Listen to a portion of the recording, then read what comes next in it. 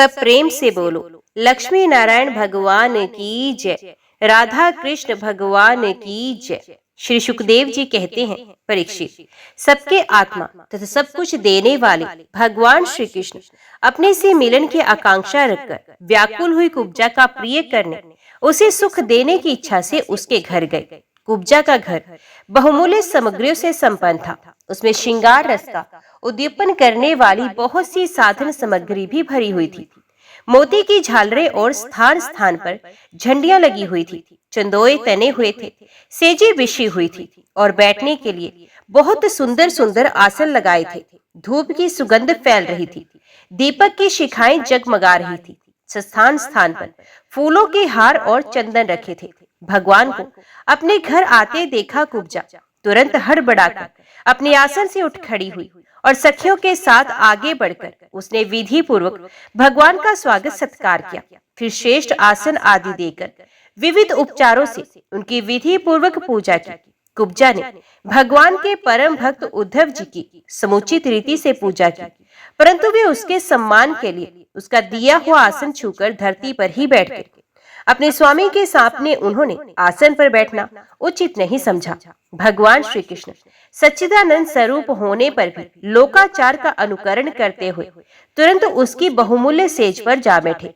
तब कुब्जा स्नान, अंगराग, वस्त्र, आभूषण, हार, इत्र आदि तांबूल और सुधासव आदि से अपने को खूब सजाकर लीला में लजीली मुस्कान तथा हाव भाव के साथ भगवान की ओर देखती हुई उनके पास आई।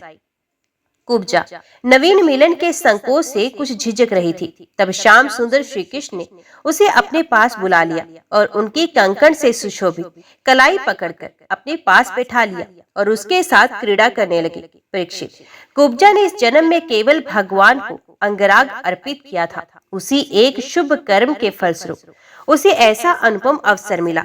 कुब्जा भगवान श्री कृष्ण के चरणों को अपने काम संतप्त हृदय, वक्षस्थल और नेत्रों पर रखकर उनकी दिव्य सुगंध लेने लगी और इस प्रकार उसने अपने हृदय की सारी आदि व्याधि शांत कर ली। वक्षस्थल से सटे हुए आनंद मूर्ति प्रियतम श्याम सुंदर का अपनी दोनों भुजाओं से गाढ़ आलिंगन करके कुब्जा ने दीर्घ काल से बढ़े हुए विरह ताप को शांत किया। कुब्जा ने केवल अंगराग समर्पित किया था, उतने से ही उसे उन सर्वशक्तिमान भगवान की प्राप्ति हो गई, जो कैवल्य मोक्ष के अधीश्वर है और जिनकी प्राप्ति अत्यंत कठिन है। परंतु उस दुर्भाग्य ने उन्हें प्राप्त करके भी ब्रज गोपियों की भांति सेवा ना मांगकर यही मांगा, प्रियतम आप कुछ दिन यहीं रुककर मेरे साथ क्रीड़ा कीजिए, क्योंकि हे कमल नयन, मुझसे आपका साथ नहीं छोड़ा जाता।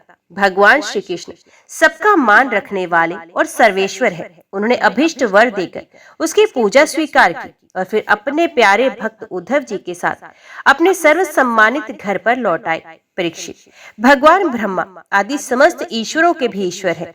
उनको प्रसन्न कर लेना भी जीव के लिए बहुत ही कठिन है।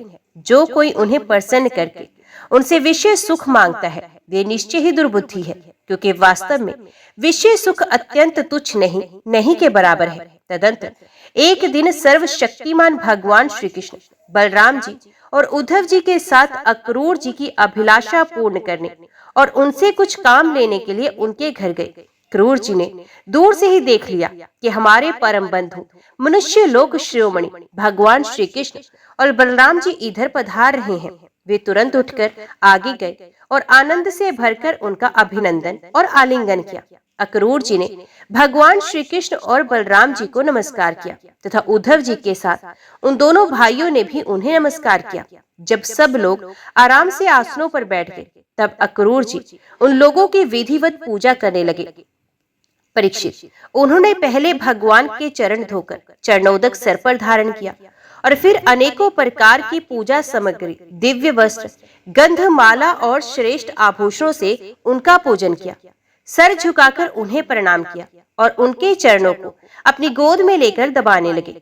उसी समय उन्होंने विनयवनत होकर भगवान श्री कृष्ण और बलराम जी से कहा, भगवान, ये बड़े ही आनंद और सौभाग्य की बात है कि पापी कंस अपने अनुयायियों के साथ मारा गया। उसे मारकर आप दोनों ने यदु वंश को बहुत बड़े संकट से बचा लिया है तथा उन्नत और समृद्ध किया है। आप दोनों जगत के कारण और जगत स्वरूप हैं, आदि पुरुष हैं। आपके अतिरिक्त और कोई वस्तु नहीं है, ना कारण है और ना तो कार्य। परमात्मन, आपने ही अपनी शक्ति से इसकी रचना की है और आप ही अपनी काल माया आदि शक्तियों से इसमें प्रविष्ट होकर जितनी भी वस्तुएं देखी और सुनी जाती हैं, उनके रूप में प्रतीत हो रहे हैं। जैसे पृथ्वी आदि कारण तत्वों से ही उनके कार्य स्थावर जंगम शरीर बनते हैं, वे उनमें अनुप्रविष्ट से होकर अनेक रूपों में प्रतीत होते हैं, परंतु वास्तव में वे कारण रूप ही है। इसी प्रकार है तो केवल आप ही, परंतु आपने कार्य रूप जगत में स्वे इच्छा से अनेकों रूपों में प्रतीत होते हैं। ये भी आपकी एक लीला है प्रभु। आज रजोगुण, सत्व गुण और तमोगुण अपनी शक्तियों से जगत की रचना, पालन और संहार करते हैं, किंतु आप उन गुणों से अथवा उनके द्वारा होने वाले कर्मों से बंधन में नहीं पड़ते, क्योंकि आप शुद्ध ज्ञान स्वरूप हैं। ऐसी स्थिति में आपके लिए बंधन का कारण ही क्या हो सकता है प्रभु? स्वयं आत्म वस्तु में स्थूल देह, सूक्ष्म देह आदि उपाधियां ना होने के कारण ना तो उसमें जन्म मृत्यु है और ना किसी प्रकार का भेदभाव। यही कारण है कि ना आप में बंधन है ना ही मोक्ष। आप में अपने अपने अभिप्राय के अनुसार बंधन या मोक्ष की जो कुछ कल्पना होती है, उसका कारण केवल हमारा अविवेक ही है। आपने जगत के कल्याण के लिए ये सनातन वेद मार्ग प्रकट किया है। जब जब इसे पाखंड पथ से चलने वाले दुष्टों के द्वारा क्षति पहुंचती है, तब तब आप शुद्ध सत्वमय शरीर ग्रहण करते हैं प्रभु। वही आप इस समय अपने अंश श्री बलराम जी के साथ पृथ्वी का भार दूर करने के लिए यहाँ वसुदेव जी के घर अवतीर्ण हुए हैं। आप असुरों के अंश से उत्पन्न नामात्र से शासकों की 100 अक्षौहिणी सेना का संहार करेंगे और यदुवंश के यश का विस्तार करेंगे। इंद्रियातीत परमात्मा, सारे देवता, पिता, भूतगण और राजा आपकी मूर्ति हैं। आपके चरणों की धोवन गंगा जी तीनों लोकों को पवित्र करती हैं। आप सारे जगत के एकमात्र पिता और शिक्षक हैं। वही आज आप हमारे घर पर पधारे हैं। इसमें संदेह नहीं कि आज हमारा घर धन्य धन्य हो गया। उनके सौभाग्य की सीमा न रही प्रभु। आप प्रेमी भक्तों के परम प्रियतम, सत्यवक्ता, अकारण हेतु और कृतज्ञ है। जरा सी सेवा को भी मान लेते हैं। भला ऐसा कौन बुद्धिमान पुरुष है जो आपको छोड़कर किसी दूसरे की शरण में जाएगा? आप अपना भजन करने वाले प्रेमी भक्त की समस्त अभिलाषाएं पूर्ण करते हैं, यहाँ तक कि जिसकी कभी क्षति और वृद्धि नहीं होती, जो एक रस है, अपनी उस आत्मा का भी आप दान कर देते हैं।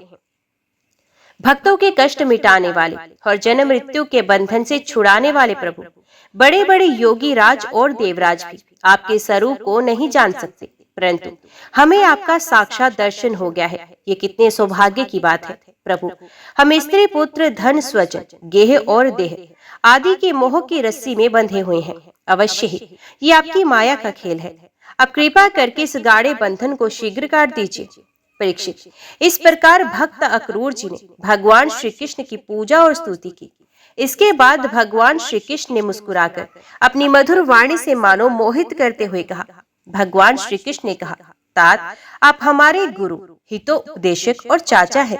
हमारे वंश में अत्यंत प्रशंसनीय तथा हमारे सदा के हितैषी हैं। हम तो आपके बालक हैं और सदा ही आपकी रक्षा, पालन और कृपा के पात्र हैं। अपना परम कल्याण चाहने वाले मनुष्यों को आप जैसे परम पूजनीय और महाभाग्यवान संतों की सर्वदा सेवा करनी चाहिए। आप जैसे संत देवताओं से भी बढ़कर है, क्योंकि देवताओं में तो स्वार्थ रहता है, परंतु संतों में नहीं। केवल जल के तीर्थ ही तीर्थ नहीं है, केवल मृत्तिका और शिला आदि की बनी हुई मूर्तियां ही देवता नहीं है। चाचा जी, उनकी तो बहुत दिनों तक श्रद्धा से सेवा की जाए तब वे पवित्र करते हैं, परंतु संत पुरुष तो अपने दर्शन मात्र से पवित्र कर देते हैं। चाचा जी, आप हमारे हितैषी सुहृदों में सर्वश्रेष्ठ हैं, इसलिए आप पांडवों का हित करने के लिए तथा उनका कुशल मंगल जानने के लिए हस्तिनापुर जाइए। हमने ऐसा सुना है कि राजा पांडु के मर जाने पर भी अपनी माता कुंती के साथ युधिष्ठिर आदि पांडव बड़े दुख में पड़ गए थे। अब राजा धृतराष्ट्र उन्हें अपनी राजधानी हस्तिनापुर में ले आए हैं और वे वही रहते हैं। आप जानते हैं कि राजा धृतराष्ट्र एक तो अंधे हैं और दूसरे उनमें मनोबल की कमी है। उसका पुत्र दुर्योधन बहुत दुष्ट है और उसके अधीन होने पर कारण ये पांडवों के साथ अपने पुत्र जैसा समान व्यवहार नहीं कर पाते। इसलिए आप वहां जाइए और मालूम कीजिए कि उनकी स्थिति अच्छी है या बुरी। आपके द्वारा उसका समाचार जानकर मैं ऐसा उपाय करूंगा जिससे उन सहर्दों को सुख मिले। सर्वशक्तिमान भगवान श्री कृष्ण अक्रूर जी को इस प्रकार आदेश देकर बलराम जी और उद्धव जी के साथ वहां से अपने घर लौट आए। परीक्षित, भगवान के आज्ञा अनुसार अक्रूर जी हस्तिनापुर को गए। वहां की एक एक वस्तु पर पूर्ववंशी नरपतियों की अमर कीर्ति की छाप लग रही है। वे वहां पहले धृतराष्ट्र, भीष्म, विदुर, कुंती, पाहलिक और उनके पुत्र सोमदत्त, द्रोणाचार्य, कृपाचार्य, कर्ण, दुर्योधन, द्रोणापुत्र अश्वत्थामा, युधिष्ठिर आदि पांचों पांडव तथा अन्यान्य इष्ट मित्रों से मिले। जब गांधिनी नंदन अक्रूर जी सब इष्ट मित्रों और संबंधियों से भली भांति मिल चुके, तब उनसे उन लोगों ने अपने मथुरावासी स्वजन संबंधियों की कुशल क्षेम पूछी। उनका उत्तर देकर अक्रूर जी ने भी हस्तिनापुर वासियों के कुशल मंगल के संबंध में पूछताछ की। अक्रूर जी ये जानने के लिए कि धृतराष्ट्र पांडवों के साथ कैसा व्यवहार करते हैं, कुछ महीनों तक वहीं रहे। सच पूछो तो धृतराष्ट्र में अपने दुष्ट पुत्रों की इच्छा के विपरीत कुछ करने का साहस नहीं था। वे शकुनी आदि दुष्टों की सलाह के अनुसार ही काम करते थे। अक्रूर जी को कुंती और विदुर ने ये बताया कि धृतराष्ट्र के लड़के दुर्योधन आदि पांडवों के प्रभाव, शस्त्र कौशल, बलवीरता तथा विनय आदि सद्गुण देख देख कर उनसे जलते रहते हैं। जब वे ये देखते हैं कि प्रजा पांडवों से ही विशेष प्रेम करती है, तब तो वे और भी चिढ़ जाते हैं और पांडवों का अनिष्ट करने पर उतारू हो जाते हैं। तब तक दुर्योधन आदि धृतराष्ट्र के पुत्रों ने पांडवों पर कई बार विषदान आदि बहुत से अत्याचार किए हैं और आगे भी बहुत कुछ करना चाहते हैं। जब अक्रूर जी कुंती के घर गए, तब वे अपने भाई के पास जा बैठे। अक्रूर जी को देखकर कुंती के मन में मायके की स्मृति जगाई और नेत्रों में आंसू भर गए। उन्होंने कहा, प्यारे भाई, क्या कभी मेरे माँ बाप, भाई बहन, भतीजे, कुल की स्त्रियां और सखी सहेलियां मेरी याद करती हैं? मैंने सुना है कि हमारे भतीजे भगवान श्री कृष्ण और कमल नैन बलराम बड़े ही भक्तवत्सल और शरणागत रक्षक हैं। क्या वे कभी अपने फुफेरे भाइयों को भी याद करते हैं? मैं शत्रु के बीच घिरकर शोकाकुल हो रही हूँ। मेरी वही दिशा है जैसी कोई हिरनी भेड़ियों के बीच में पड़ गई हो। मेरे बच्चे बिना बाप के हो गए हैं। क्या हमारे श्री कृष्ण कभी यहाँ आकर मुझको और इन अनाथ बालकों को सांत्वना देंगे? श्री कृष्ण को अपने सामने समझकर कुंती कहने लगी, सच्चिदानंद स्वरूप श्री कृष्ण, तुम महायोगी हो, विश्वात्मा हो और तुम सारे विश्व के जीवन दाता हो। गोविंद, मैं अपने बच्चों के साथ दुख पर दुख भोग रही हूँ। तुम्हारी शरण में आई हूँ, मेरी रक्षा करो, मेरे बच्चों को बचाओ। मेरे श्री कृष्ण, ये संसार मृत्यु में है और तुम्हारे चरण मोक्ष देने वाले हैं। मैं देखती हूँ कि जो लोग इस संसार में डरे हुए हैं, उसके लिए तुम्हारे चरण कमलों के अतिरिक्त और कोई शरण और कोई सहारा नहीं। श्री कृष्ण, तुम माया के लेस से रहित परम शुद्ध हो। तुम स्वयं परब्रह्म परमात्मा हो, समस्त साधनों, योगों और उपायों के स्वामी हो तथा स्वयं योग भी हो। श्री कृष्ण, मैं तुम्हारी शरण में आई हूँ, तुम मेरी रक्षा करो। परीक्षित, तुम्हारी परदादी कुंती इस प्रकार अपने सगे संबंधियों और अंत में जगदीश्वर भगवान श्री कृष्ण को स्मरण करके अत्यंत दुखित हो गई और फफक फफक कर रोने लगी। अक्रूर जी और विदुर जी दोनों ही सुख और दुख को समान दृष्टि से देखते थे। दोनों यशस्वी महात्माओं ने कुंती को उसके पुत्रों के जन्मदाता धर्म, वायु आदि देवताओं की याद दिलाई और ये कह कहकर कि तुम्हारे पुत्र अधर्म का नाश करने के लिए ही पैदा हुए हैं, बहुत कुछ समझाया, बुझाया और सांत्वना दी। अक्रूर जी जब मथुरा जाने लगे, तब राजा धृतराष्ट्र के पास आए। तब एक बार ये स्पष्ट हो गया कि राजा अपने पुत्रों का पक्षपात करते हैं और भतीजों के साथ अपने पुत्रों का सा बर्ताव नहीं करते। अब अक्रूर जी ने कौरवों की भरी सभा में श्री कृष्ण और बलराम जी आदि का हितैषिता से भरा संदेश कह सुनाया। अक्रूर जी ने कहा, महाराज धृतराष्ट्र जी, आप कुरुवंशियों की उज्जवल कीर्ति को और भी बढ़ाइए। आपको ये काम विशेष रूप से इसलिए भी करना चाहिए कि अपने भाई पांडु के परलोक सिधार जाने पर अब आप राज्य सिंहासन के अधिकारी हुए हैं। अब धर्म से पृथ्वी का पालन कीजिए, अपने सद्व्यवहार से प्रजा को प्रसन्न रखिए और अपने स्वजनों के साथ समान बर्ताव कीजिए। ऐसा करने से ही आपको लोक में यश और परलोक में सद्गति प्राप्त होगी। यदि आप इसके विपरीत आचरण करेंगे तो इस लोक में आपकी निंदा होगी और मरने के बाद आपको नरक में जाना पड़ेगा। इसलिए अपने पुत्रों और पांडवों के साथ समानता का बर्ताव कीजिए। आप जानते ही हैं कि संसार में कभी कहीं कोई किसी के साथ सदा नहीं रह सकता। जिनसे जुड़े हुए हैं उनसे एक दिन बिछुड़ना पड़ेगा ही। राजन, ये बात अपने शरीर के लिए 16 आने सत है, फिर स्त्री, पुत्र, धन आदि को छोड़कर जाना पड़ेगा। इसके विषय में तो कहना ही क्या। जीव अकेला ही पैदा होता है, अकेला ही मरकर जाता है। अपनी करनी धरनी का, पाप पुण्य का फल भी अकेले ही भोगता है। जिन स्त्री पुत्रों को हम अपना समझते हैं, वे तो हम तुम्हारे अपने हैं। हमारा भरण पोषण करना तुम्हारा धर्म है। इस प्रकार की बातें बनाकर मूर्ख प्राणी के अधर्म से इकट्ठे किए हुए धन को लूट लेते हैं। जैसे जल में रहने वाले जंतुओं के सर्वस्व जल धन को ही लूट लेते हैं, जल को उन्हीं के संबंधी चाट जाते हैं। ये मूर्ख जीव, जिन्हें अपना समझकर अधर्म करके भी पालता पोसता है, वही प्राण, धन और पुत्र आदि इस जीव को असंतुष्ट छोड़कर ही चले जाते हैं। जो अपने धर्म से विमुख है, सच पूछे तो वे अपना लौकिक स्वार्थ भी नहीं जानता। जिनके लिए वे अधर्म करता है, वे तो उसे छोड़ ही देंगे। उसे कभी संतोष का अनुभव ना होगा और वे अपने पापों की गठरी सर पर लाद स्वयं घोर नरक में जाएगा। इसलिए महाराज, ये बात समझ लीजिए कि ये दुनिया 4 दिन की चांदनी है, सपने का खिलवाड़ है, जादू का तमाशा है और मनोराज्य मात्र। आप अपने प्रयत्न से, अपनी शक्ति से चित्त को रोके, ममतावश पक्षपात ना कीजिए।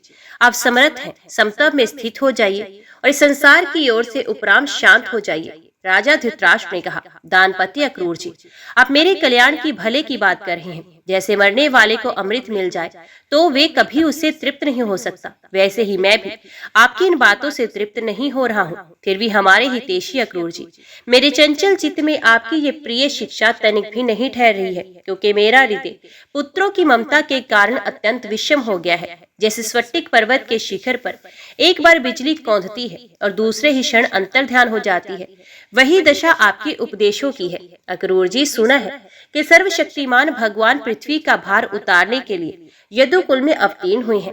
ऐसा कौन पुरुष है जो उनके विधान में उलट फेर कर सके? उनकी जैसी इच्छा होगी वही होगा। भगवान की माया का मार्ग अचिंत्य है। उसी माया के द्वारा इस संसार की सृष्टि करके जिसमें प्रवेश करते हैं और कर्म तथा कर्म फलों का विभाजन कर देते हैं। इस संसार चक्र की बेरोक टोक चाल में उनकी अचिंत्य लीला शक्ति के अतिरिक्त और कोई कारण नहीं। मैं उन्हीं परमेश्वर शक्तिशाली प्रभु को नमस्कार करता हूँ। इस प्रकार अक्रूर जी महाराज धृतराष्ट्र का अभिप्राय जानकर और कुरुवशी सवजन संबंधियों से प्रेम पूर्वक अनुमति लेकर मथुरा लौट आए। परीक्षित, उन्होंने वहां भगवान श्री कृष्ण और बलराम जी के सामने धृतराष्ट्र का वे सारा व्यवहार बर्ताव जो वे पांडवों के साथ करते थे वे कह सुनाया, क्योंकि उनको हस्तिनापुर भेजने का वास्तव में उद्देश्य भी यही था। श्री सुखदेव जी कहते हैं, भरतवंश शिरोमणि परीक्षित, कंस की 2 रानियां थी, अस्ति और प्राप्ति। पति की मृत्यु से उन्हें बड़ा दुख हुआ। उनके पिता की राजधानी बदल गई। इन दोनों के पिता मगधराज जरासंध थे। उनके द्वारा बड़े दुख के साथ साथ उनके विधवा होने के लक्षणों का वर्णन किया गया। परीक्षित, ये अप्रिय समाचार सुनकर पहले तो जरासंध को बड़ा शोक हुआ, परंतु पीछे वे क्रोध से तिलमिला उठा। उसने ये निश्चित करके कि मैं पृथ्वी पर एक भी यदुवंशी नहीं रहने दूंगा, युद्ध की बहुत बड़ी तैयारी की और 23 अक्षौहिणी सेना के साथ यदुवंशियों की राजधानी मथुरा को चारों ओर से घेर लिया।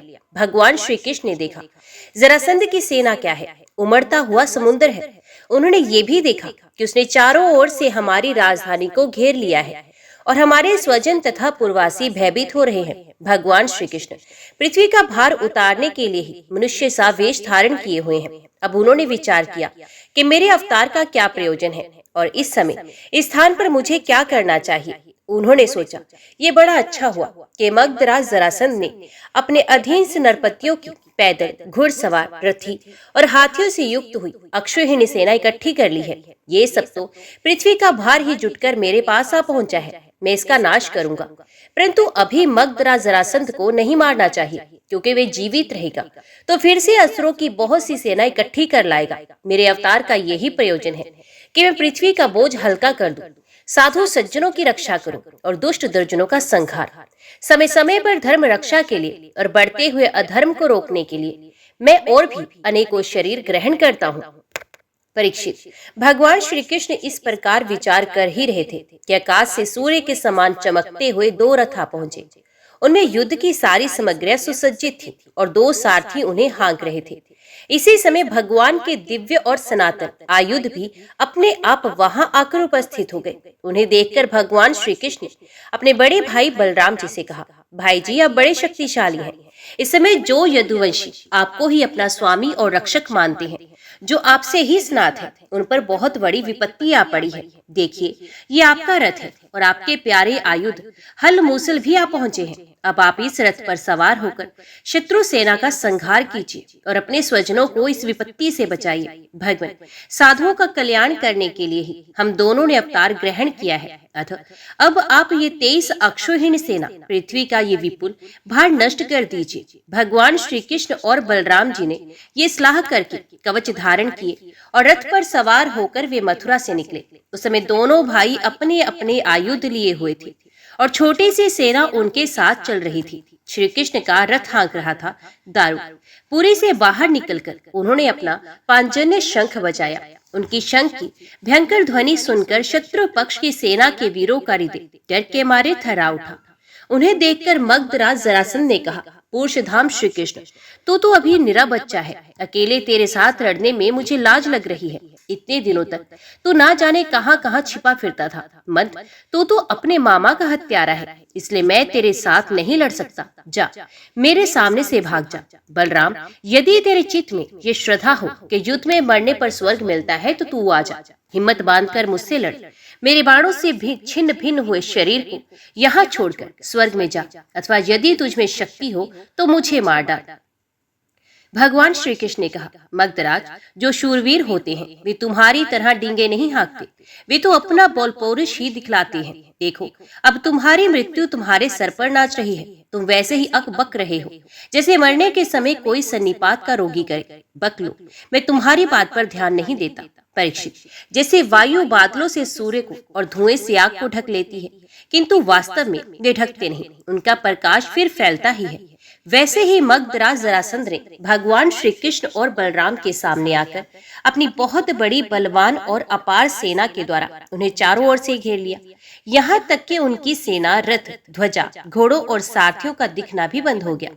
मथुरापुरी की स्त्रियां और महलों की अटारियों, छज्जों और फाटकों पर चढ़कर युद्ध का कौतुक देख रही थी। जब उन्होंने देखा कि युद्ध भूमि में भगवान श्री कृष्ण की गरुड़ चिन्ह से चिन्हित और बलराम जी की ताल चिन्ह से चिन्हित ध्वजा वाले रथ नहीं दिख रहे हैं, तब वे शोक के आवेग से मूर्छित हो गई।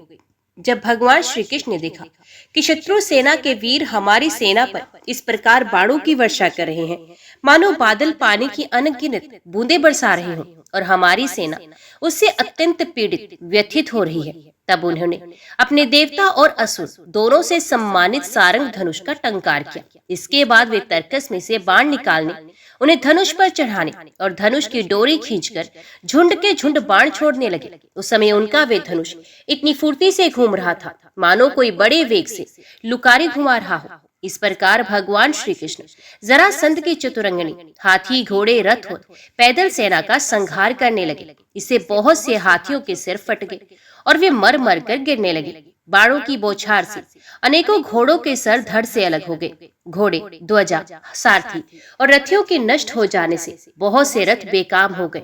पैदल सेना की बाह, जांघ और सर आदि अंग प्रत्यंग कट कट कर गिर पड़े। और युद्ध में अपार तेजस्वी भगवान बलराम जी ने अपनी मूसल की चोट से बहुत से मतवाले शत्रुओं को मार मार कर उनके अंग प्रत्यंग से निकले हुए खून की सैकड़ों नदियां बहा दी। कहीं मनुष्य कट रहे हैं तो कहीं हाथी और घोड़े छटपटा रहे हैं। उस नदियों में मनुष्यों की भुजाएं सांप के समान जान पड़ती और सर इस प्रकार मालूम पड़ते मानो कछुओं की भीड़ लग गई हो। मेरे हुए हाथी दीप जैसे और घोड़े ग्राहों के समान जान पड़ते। हाथ और जांघें मछलियों की तरह, मनुष्यों के केश सेवार की समान, धनुष तरंगों की भांति और अस्त्र शस्त्र लता एवं तिनकों के समान जान पड़ती। ढाले ऐसी मालूम पड़ती मानो भयानक भंवर हो। बहुमूल्य मणियां और आभूषण पत्थर के रोड़ों जैसे तथा कंकड़ों के समान बहे जा रहे थे। उन नदियों को देखकर कायर पुरुष डर रहे थे और वीरों का आपस में खूब उत्साह बढ़ रहा था। परीक्षित, जरासंध की वे सेना समुद्र के समान दुर्गम, भयाव्य और बड़ी कठिनाई से जीतने योग्य थी, परंतु भगवान श्री कृष्ण और बलराम जी ने थोड़े ही समय में उसे नष्ट कर डाला। वे सारे जगत के स्वामी हैं, उनके लिए एक सेना का नाश कर देना केवल खिलवाड़ ही तो है। परीक्षित, भगवान के गुण अनंत हैं। वे खेल खेल में ही तीनों लोगों की उत्पत्ति, स्थिति और संहार करते हैं। उनके लिए ये कोई बड़ी बात नहीं कि वे शत्रुओं की सेना का इस प्रकार बात की बात में सत्यानाश कर दे। तथापि जब वे मनुष्य सा वेश धारण करके मनुष्य से लीला करते हैं तब उसका भी वर्णन किया ही जाता है। इस प्रकार जरासंध की सारी सेना मारी गई, रथ भी टूट गया, शरीर में केवल प्राण बाकी रहे। तब भगवान श्री बलराम जी ने जैसे एक सिंह दूसरे सिंह को पकड़ लेता है, वैसे ही बलपूर्वक महाबली जरासंध को पकड़ लिया। जरासंध ने पहले बहुत से विपक्षी नरपतियों का वध किया था, परंतु आज उसे बलराम जी वरुण की फांसी और मनुष्य के फंदे से बांध रहे थे। भगवान श्री कृष्ण ने ये सोचकर कि ये छोड़ दिया जाएगा तो और भी सेना इकट्ठी करके लाएगा तथा हम सहज ही पृथ्वी का भार उतार सकेंगे, बलराम जी को रोक दिया।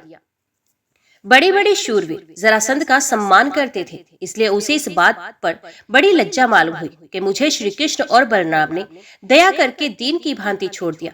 अब उसने तपस्या करने का निश्चय किया, परंतु रास्ते में उसके साथी नरपतियों ने बहुत समझाया कि राजन, यदुवंशियों में क्या रखा है, वे आपको बिल्कुल ही पराजित नहीं कर सकते।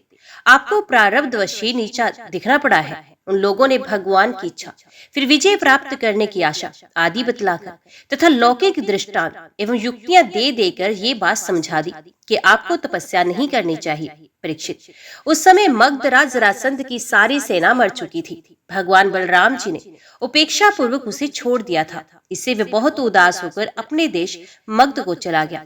भगवान श्री कृष्ण की सेना में किसी का बाल भी बांका ना हुआ और उन्होंने जरासंध की 23 अक्षौहिणी सेना पर, जो समुद्र के समान थी, सहज ही विजय प्राप्त की। उस समय बड़े बड़े देवता उन पर नंदन वन के पुष्पों की वर्षा और उनके इस महान कार्य का अनुमोदन प्रशंसा कर रहे थे। जरासंध की सेना के पराजय से मथुरावासी भयरहित हो गए थे और भगवान श्री कृष्ण की विजय से उनका हृदय आनंद से भर रहा था। भगवान श्री कृष्ण आकर उनमें मिल गए। सूत, मागध और वंदीजन उनकी विजय के गीत गा रहे थे। जिस समय भगवान श्री कृष्ण ने नगर में प्रवेश किया, उस समय वहां शंख, नगारे, भेरी, तुरही, वीणा, बांसुरी और मृदंग आदि बाजे बजने लगे थे। मथुरा की एक एक सड़क और गली में छिड़काव कर दिया गया था। चारों ओर हंसते खेलते नागरिकों की चहल पहल थी। सारा नगर छोटी छोटी झंडियों और बड़ी बड़ी विजय पताकाओं से सजा दिया गया था। ब्राह्मणों की वेद ध्वनि गूंज रही थी और सब और आनंद उत्सव के सूचक बंधनवार बांध दिए गए थे। जिस समय श्री कृष्ण नगर में प्रवेश कर रहे थे, उस समय नगर की नारियां प्रेम और उत्कंठा से भरे हुए नेत्रों से उन्हें स्नेह पूर्वक निहार रही थी और फूलों के हार, दही, अक्षर और जो आदि के अंकुरों की उनके ऊपर वर्षा कर रही थी। भगवान श्री कृष्ण रणभूमि से अपार धन और वीरों के आभूषण ले आए थे। ये सब उन्होंने यदुवंशियों के राजा उग्रसेन के पास भेज दिया। इस प्रकार 17 बार 23 अक्षौहिणी सेना इकट्ठी करके मगधराज जरासंध ने भगवान श्री कृष्ण के द्वारा सुरक्षित यदुवंशियों से युद्ध किया, किंतु यादवों ने भगवान श्री कृष्ण की शक्ति से हर बार उनकी सारी सेना नष्ट कर दी। जब सारी सेना नष्ट हो जाती, तब यदुवंशियों के उपेक्षा पूर्वक छोड़ देने पर जरासंध अपनी राजधानी में लौट जाता। जिस समय 18वां संग्राम छिड़ने ही वाला था, उसी समय नारद जी का भेजा हुआ वीर काल्यावन दिखाई पड़ा। युद्ध में काल्यावन के सामने खड़ा होने वाला वीर संसार में दूसरा कोई न था। उसने जब ये सुना कि यदुवंशी हमारे ही जैसे बलवान हैं और हमारा सामना कर सकते हैं, तब 3 करोड़ मलेशियों की सेना लेकर उसने मथुरा को घेर लिया। काल्यावन की ये असमय चढ़ाई देखकर भगवान श्री कृष्ण ने बलराम जी के साथ मिलकर विचार किया, अहो इस समय तो यदुवंशियों पर जरासंध और काल्यावन ये दो विपत्तियां एक साथ ही मंडरा रही हैं। आज इस परम बलशाली यवन ने हमें आकर घेर लिया है और जरासंध भी आज, कल या परसों में आ ही जाएगा। यदि हम दोनों भाई इसके साथ लड़ने में लग गए और उसी समय जरासंध भी आ पहुंचा, तो वे हमारे बंधुओं को मार डालेगा या तो कैद करके अपने नगर में ले जाएगा, क्योंकि वे बहुत बलवान है। इसलिए आज हम लोग एक ऐसा दुर्ग, एक ऐसा किला बनाएंगे जिसमें किसी भी मनुष्य का प्रवेश करना अत्यंत कठिन होगा। अपने स्वजन संबंधियों को उसी किले में पहुंचाकर फिर इस यवन का वध कर डालेंगे। बलराम जी से इस प्रकार सलाह करके भगवान श्री कृष्ण ने समुद्र के भीतर एक ऐसा दुर्गम नगर बनाया जिसमें सभी वस्तुएं अद्भुत थी और उस नगर की लंबाई चौड़ाई 48 कोस की थी। उस नगर की एक एक वस्तु में विश्वकर्मा का विज्ञान और शिल्प कला की निपुणता प्रकट होती थी। उसमें वास्तु शास्त्र के अनुसार बड़ी बड़ी सड़कों, चौराहों और गलियों का यथास्थान ठीक ठीक विभाजन किया गया था। ये नगर ऐसे सुंदर सुंदर उद्यानों और विचित्र विचित्र उपवनों से युक्त था, जिनमें देवताओं के वृक्ष और लताएं लहलहाती रहती थी। सोने के ऊंचे ऊंचे शिखर थे जो आकाश से बातें करते थे। स्फटिक मणि की अटारियां और ऊंचे ऊंचे दरवाजे बड़े ही सुंदर थे। अन्न रखने के लिए चांदी और पीतल के बहुत से कोठे थे। वहां के महल सोने के बने हुए थे और उस पर कामदार सोने के कलश सजे थे। उनके शिखर रत्नों के थे तथा गच पन्ने की बनी हुई बहुत भली मालूम होती थी। इसके अतिरिक्त उस नगर में वास्तु देवता के मंदिर और छज्जे भी बहुत सुंदर सुंदर बने थे। उसमें चारों वर्ण के लोग निवास करते थे और सबके बीच में यदुवंशियों के प्रधान उग्रसेन जी, वसुदेव जी, बलराम जी तथा भगवान श्री कृष्ण के महल जगमगा रहे थे।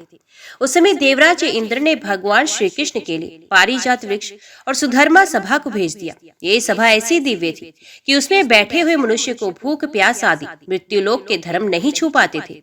वरुण जी ने ऐसे बहुत से श्वेत घोड़े भेज दिए जिनका एक एक कान श्याम वर्ण का था और जिनकी चाल मन के समान तेज थी। धनपति कुबेर जी ने अपनी 8 निधियां भेज दी और दूसरे लोकपालों ने अपनी अपनी विभूतियां भगवान के पास भेज दी। सभी लोकपालों को भगवान श्री कृष्ण ही उनके अधिकार के निर्वाह के लिए शक्तियां और सिद्धियां दी हैं। जब भगवान श्री कृष्ण पृथ्वी पर अवतीर्ण होकर लीला करने लगे तब सभी सिद्धियां उन्होंने भगवान के चरणों में समर्पित कर दी। भगवान श्री कृष्ण ने अपने समस्त स्वजन संबंधियों को अपनी अचिंत्य महाशक्ति योगमाया के द्वारा द्वारका में पहुंचा दिया। शेष प्रजा की रक्षा के लिए बलराम जी को मथुरापुरी में रख दिया और उनसे सलाह लेकर गले में कमलों की माला पहने बिना कोई अस्त्र शस्त्र लिए स्वयं नगर के बड़े दरवाजे से बाहर निकल आए। ओम नमो भगवते वासुदेवाय नमः। आज की वीडियो में इतना ही। उम्मीद करती हूँ वीडियो आपको पसंद आई होगी। वीडियो पसंद आई हो तो वीडियो को लाइक और चैनल को सब्सक्राइब जरूर कीजिएगा।